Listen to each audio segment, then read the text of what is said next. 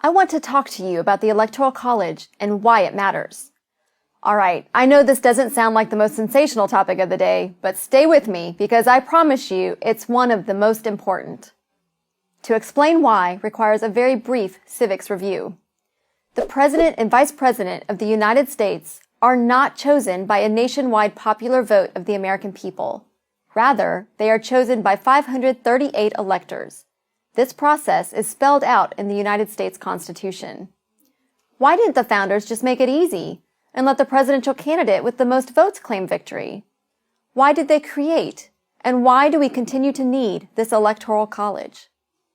The answer is critical to understanding not only the Electoral College, but also America.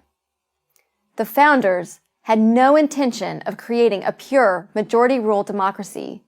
They knew from careful study of history what most have forgotten today or never learned.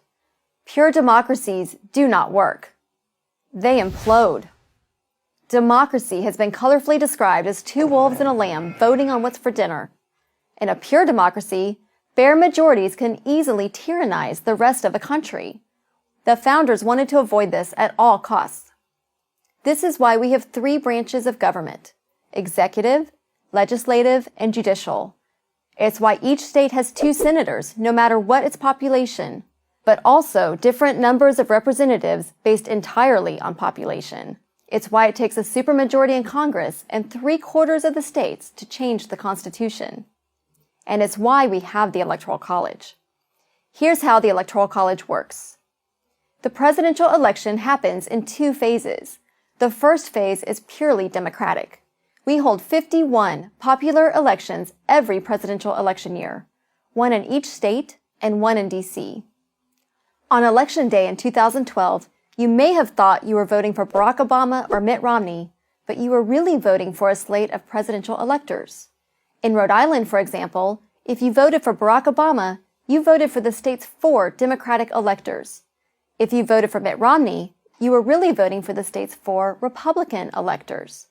Part 2 of the election is held in December, and it is this December election among the state's 538 electors, not the November election, which officially determines the identity of the next president.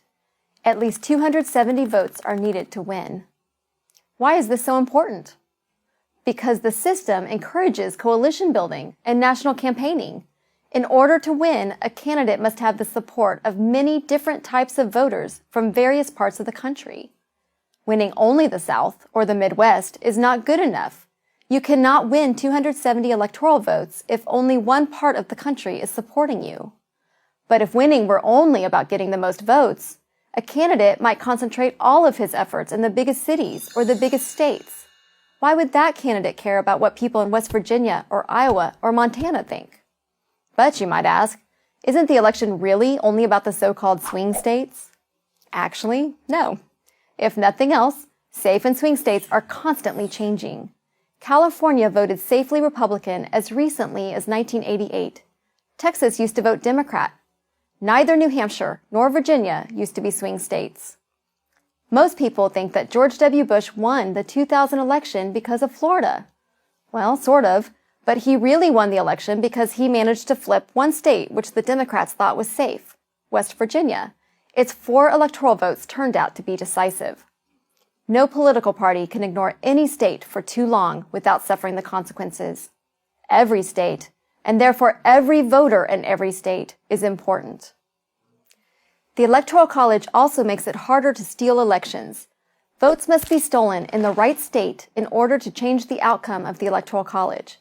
With so many swing states, this is hard to predict and hard to do.